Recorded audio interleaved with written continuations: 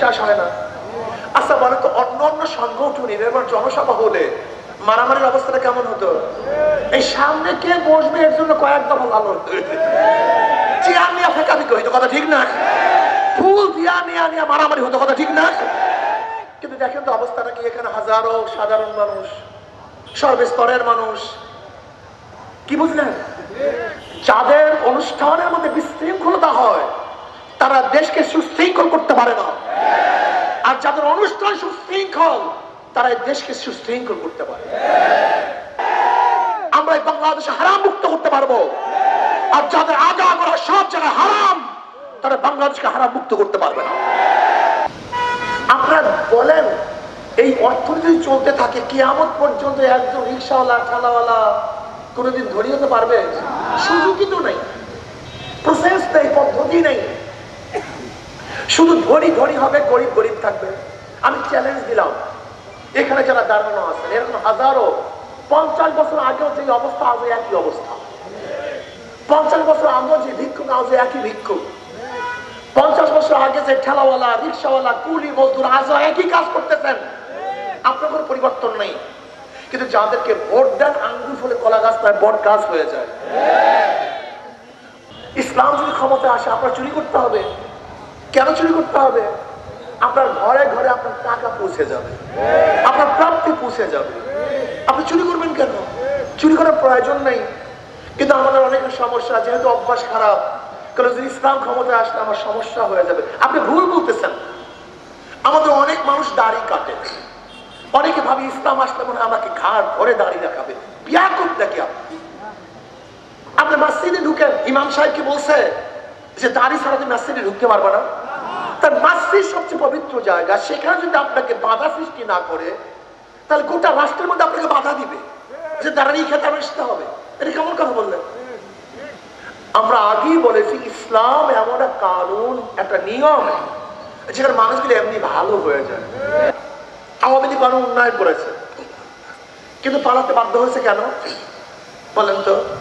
জুলুম, অত্যাচার, অবিচার, চুরি, ডাকাতি, লুটপাট, ধর্ষণ। কিন্তু আজকেও যারা 5ই আগস্টের পরে লুট করতেছে, খুন করতেছে, ধর্ষণ করতেছে, শুধু ধর্ষণ করে না, কলিজা ফেটে যায়, স্বামীকে বেঁধে রেখে বাংলাদেশি স্ত্রীকে ধর্ষণ করবে, এটা বাংলাদেশের মানুষ আর দেখতে চায় না।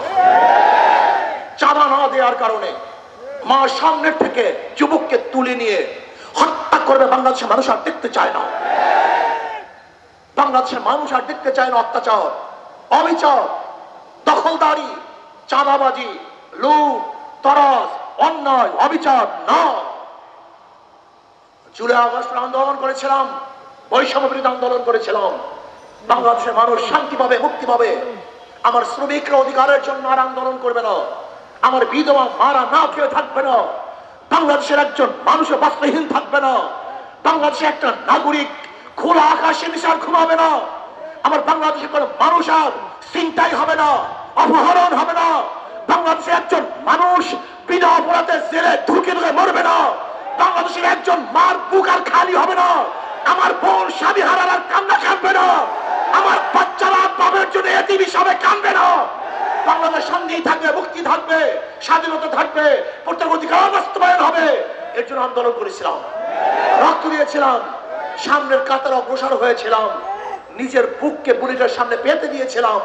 কিন্তু আজকে যারা চাঁদাবাজি করবে, লুটপাট করবে, জুলুম করবে, অত্যাচার করবে, অবিচার করবে, বাংলাদেশকে দখলদারি করার চেষ্টা করবে, বাংলাদেশের মানুষ ইনশাআল্লাহ অবশ্যই তাদেরকে প্রত্যাখ্যান করবে। ওদের সব জায়গায় ধোঁকাবাজি, সব জায়গায় ধোঁকাবাজি। যারা নৌকা নির্বাচন করে নিজেরা নৌকা চালাতে পারে না, যারা ধানের শীষে নির্বাচন করে নিজেরা ধান কাটতে পারে না, যারা নাঙ্গল নির্বাচন করে নিজেরা নাঙ্গল বইতে পারে না, যারা কুঠার নিয়ে নির্বাচন করে নিজেরা কাঠ কাটতে পারে না, যারা গরুর চাকা নির্বাচন করে গরুর গাড়ি চালাতে পারে না। নৌকা কাদের প্রতীক? গরিবদের। ধান কাটে কারা? কাদের প্রতীক? নাঙ্গল কাদের প্রতীক? কুঠার কাদের প্রতীক? প্রতীক দিচ্ছে গরিবদের, কিন্তু যারা নির্বাচন করে একজন গরিব না। অবস্থা বুঝেন? মানে ধোকাটা কোন জায়গায়? নিচে প্রত্যেক গরিবদের, কিন্তু একজনও গরিব না, কেউ চালাতে পারে না। কিন্তু হাত পাকে এমন এক প্রতীক, যারা নির্বাচন করে তারাও ঘুরাতে পারে, যারা করে তারাও ঘুরাতে পারে। পুরুষরাও চালাতে পারে, মহিলারাও চালাতে পারে, ধনীরাও চালাতে পারে, গরিবরাও চালাতে পারে, মুসলমানরাও ঘুরাতে পারে, হিন্দুরাও ঘুরাতে পারে। কেউ কার মার্কা বুকি নিয়ে ঘুমায় না, কেউ কার মার্কা বুকি নিয়ে ঘুমায় না, নাঙ্গল কেউ বুকি নিয়ে ঘুমায় না। হাত পাকা কথা বলেন না কেন? ধানের শীষ কেউ বুকি নিয়ে নৌকা, কিন্তু হাত পাকা ঘুমের সময় বুকের মধ্যে থাকে। কারেন্ট ফেল করে, হাত পাকা ফেল করে না। হাত পাকা সবাইকে শান্তি প্রদান করে। আমি বিশ্বাস করি হাত পাকা সর্বজনীন মার্কা, হাত পাকা সবার মার্কা, সব গোত্রের, সব জাতির, সব ব্যক্তির মার্কা হাত পাকা। যদি হাত পাকা বিজয় হয়, ইনশাআল্লাহ এই জাতি বিজয় হবে। যাদেরকে পরীক্ষা করছেন আর পরীক্ষা করার দরকার নেই। আওয়ামী লীগকে বহুত পরীক্ষা করছেন, ফেল করে ভারতে বাক্স। এই বিএনপিকে বারবার পরীক্ষা করেছেন, আর পরীক্ষা নেওয়ার দরকার নেই। কিন্তু আমরা একবার পরীক্ষা দিইনি, একটাবার পরীক্ষা নেন না, একটাবার পরীক্ষা দেওয়ার সুযোগ দেন। যদি ভালো রেজাল্ট না করি আর দ্বিতীয়বার হলে ঢুকবো না, পরীক্ষা দেওয়ার জন্য আসবো না। একটাবার ইসলামকে সুযোগ দেন, ইসলামকে ক্ষমতায় নেন, বোঝার চেষ্টা করুন।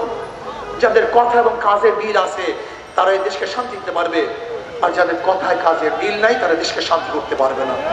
কাজে আল্লাহ আমাদের সবাইকে গরিব দেখি মেহনত মানুষ সবাই ঐক্যবদ্ধ ভাবে বাংলাদেশে কোরআন ও সুন্নাহর আইন বাস্তবায়নের মাধ্যমে এই দেশকে কল্যাণময় করুক, সবাইকে শান্তি ব্যবস্থা করুক। কুষ্টিয়াবাসীর পক্ষ থেকে